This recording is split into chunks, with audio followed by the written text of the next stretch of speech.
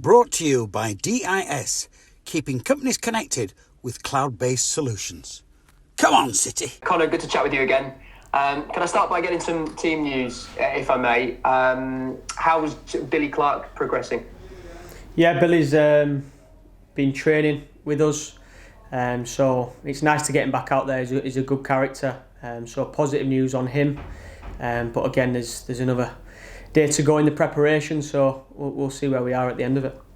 Is that a case of just seeing how he reacts to a full week of training and then, of course, being cautious about bringing him back into the first team fold?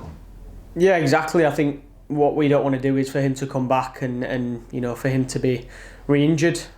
So I think, again, just with the kind of people that we are and as a club, we're all trying to look after these players, yeah. Harry Pritchard, I know he's had some reoccurring problems with his back. Yeah, we're just trying to finalise exactly what's going to happen with Pritch, but until we're here, I can't really say. What is the situation with Pritchard in that respect? Is it a case where he's going to have some surgery potentially to sort this out, or is this just something that he's going to continuously have to put up with? No, it's been, I said it thinking maybe a month ago or something, where he had an injury which he brought to the club, if you like, and a lot of players have them, and it's just trying to get down to the bottom of it. But he has been training, and then he sort of dropped out of training, and we're just trying to find the right solution for him at the minute. So we're just trying to gather as much info as we can. How close is Bryce? Yeah, he's promising. I know we've probably been saying 2-3 weeks for a while. Again, we've people changing their recoveries and things happen. But again, when Bryce does return, it'll be safely. Are you in a position at all to give a timescale on Lee Novak? I know that you were waiting to try and finalise details on that.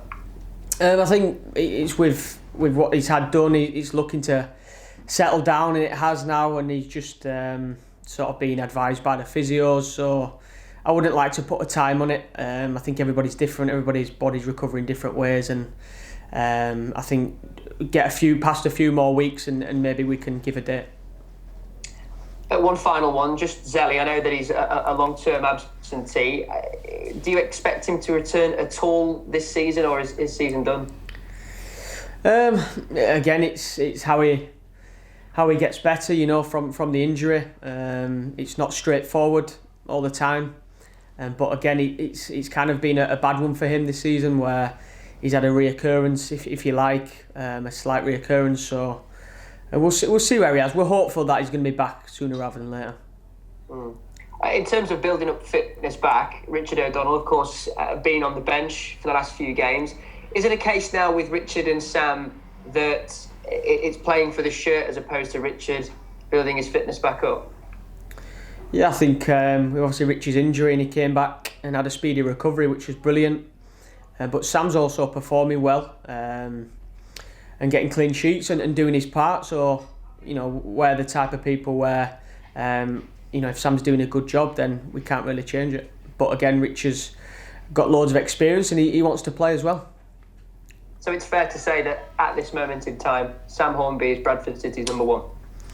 At this moment in time, yeah, because he's got his chance and he's keeping his shirt. But when it's brilliant, because you've got two really good and talented keepers where they keep pushing each other, so they'll both be on the toes, that's for sure. Does that help you at all plan long term as well? Because I realise he's out of a deal in the summer. Does that give you something to think about in that respect, with, of course, Richard's contract lasting until the end of next season? I think we like both of the goalkeepers, and I think with contract talks they'll probably start towards the end of the season from now, and we'll start to chat more in depth. But again, we've got two talented guys and who are working hard to be number one. Looking back on Tuesday night's performance, I'm sure you'll have watched it back once the dust has settled somewhat. What are your reflections on the game, Conor? Yeah, I thought it was a performance where maybe we started off a little bit slower than we have previously, but at half time we sort of mentioned a few things and made some good changes, which changed the dynamics a little bit. Obviously, it's tough with all the games that come thick and fast, and I felt the changes really changed the game. But overall, they came with a game plan, and that was to, nick a point or potentially get one on the break. So we had to be patient. We had to provoke them and try and use the spaces that were available. But they made it tough for us. So it was brilliant to get the win in the end. It's been referenced a few times since the result, the way that Ori approached the game. Respectful of your recent form, I think it would be fair to say, wouldn't it, that they've gone there to try and sit back and frustrate you. In the end, you've been able to find the answer, but they're a reflection of how the league perceives you and your form right now. Yeah, obviously it's people do the homework, and they've seen us and they potentially thought that, coming away from home to Bradford in form is...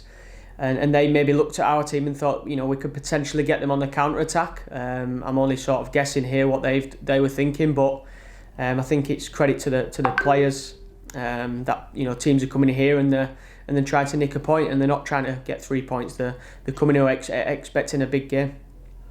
What's it done, that kind of result, that kind of performance, grinding it out towards the end of a game? What's that done for the mood and I suppose the belief in the camp? Yeah, it's fantastic, when you come off the pitch and, you speak to the guys and, that you can see in their faces that they're absolutely delighted. And we talk about, that feeling of winning games and how addictive it is, and that's why they work so hard throughout the week. So it was a positive day and a night, and obviously coming into the training ground again to work to win the next game as well. You've often said over this run that you've been on that the mood in the camp naturally has been one that's been positive, but now you've had more time to spend with the players. Are you seeing any further developments in the mood and maybe getting at things like fearlessness, character, belief? Are you seeing any further developments in that respect? Yeah, I think a lot of those things, the players have through their development as a professional footballer. You get into this level, you've got to have some kind of really tough mental attributes, and I think it's maybe as winning promotes more confidence, you start seeing them a little bit more. But again, I think when we play and I think when you see the team, you see people who are gonna work hard. They're gonna feel like underdogs. They're gonna do everything. They're gonna outwork everyone, and that's the mentality that we want. Ultimately. We've just spoken to Elliot Watt. It was a really enlightening conversation, actually.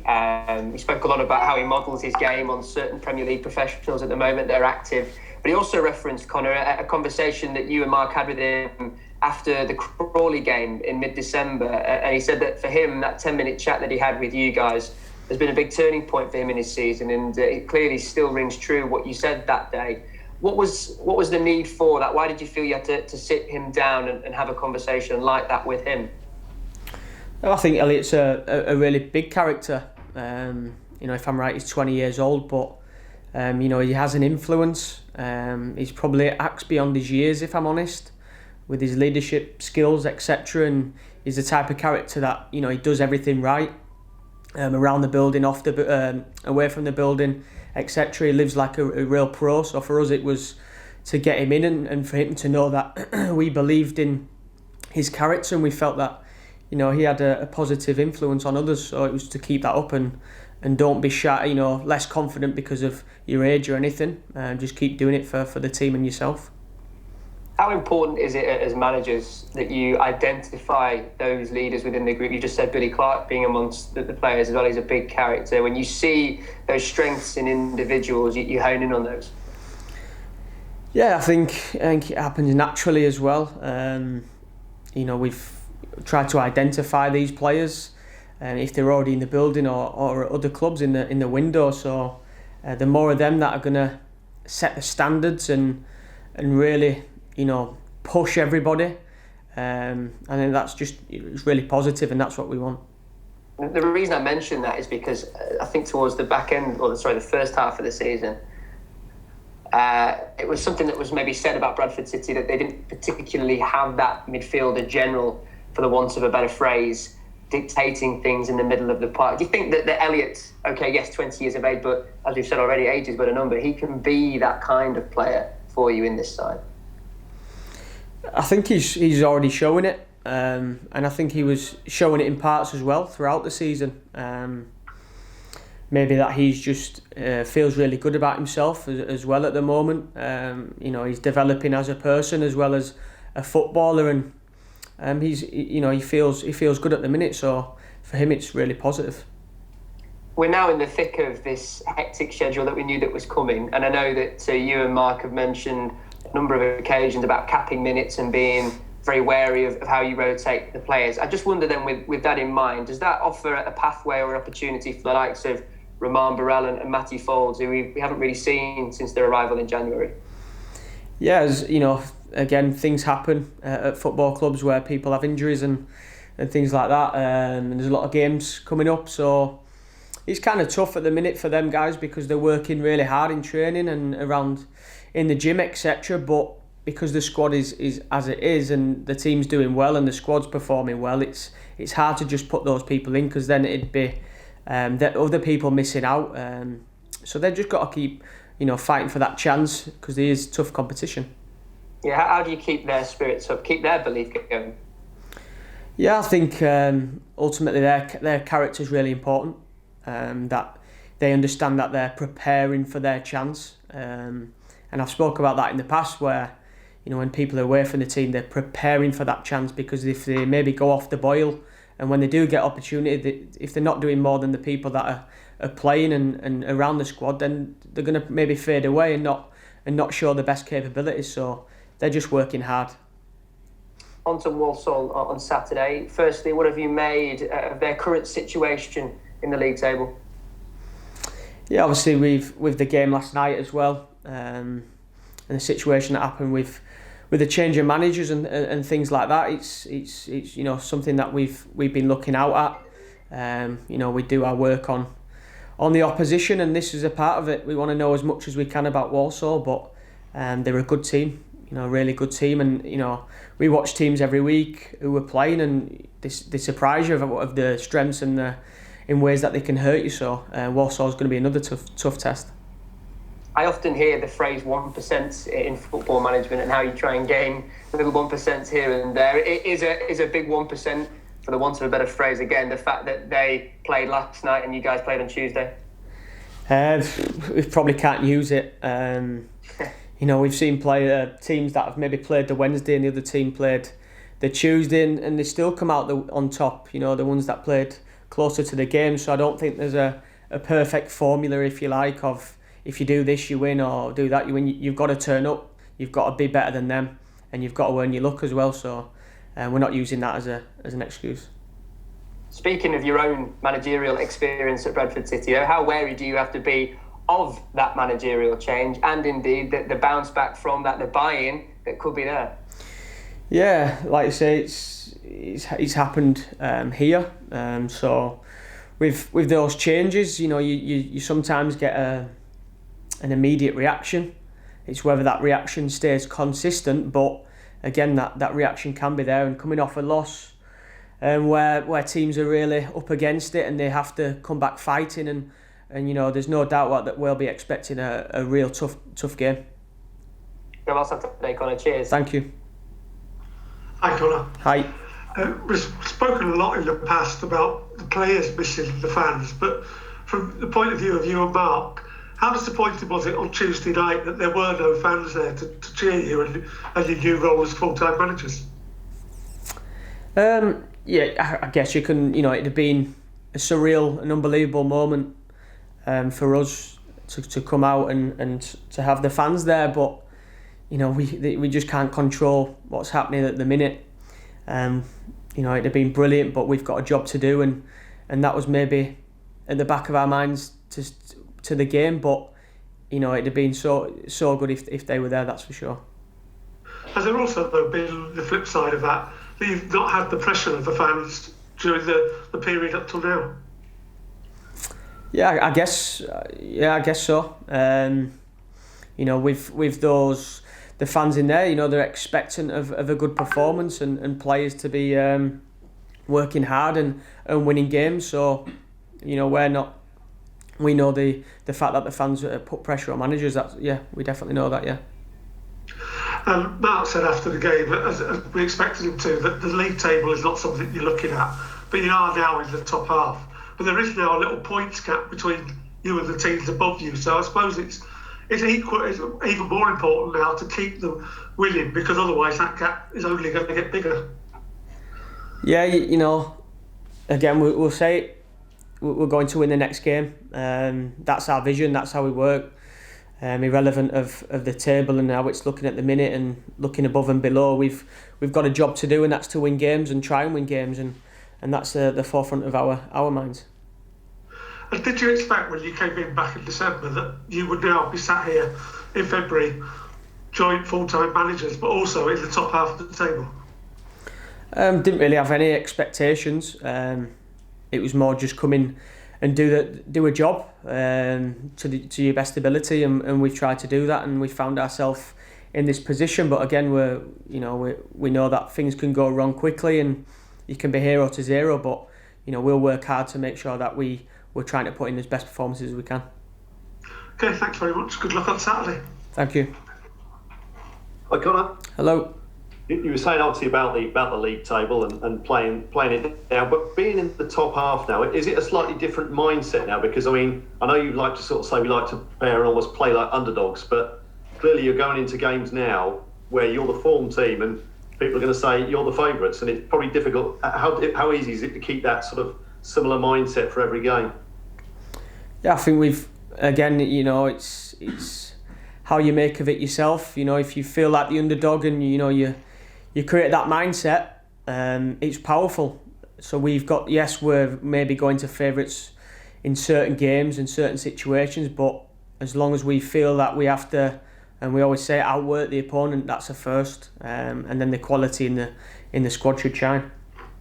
Because you've got, the longer this run goes on, the results being so good, you do get a bit of a target on your back, don't you? Because as people have said, the opposition want to be the club that's perhaps knocked you off that run, don't they? Yeah, 100%.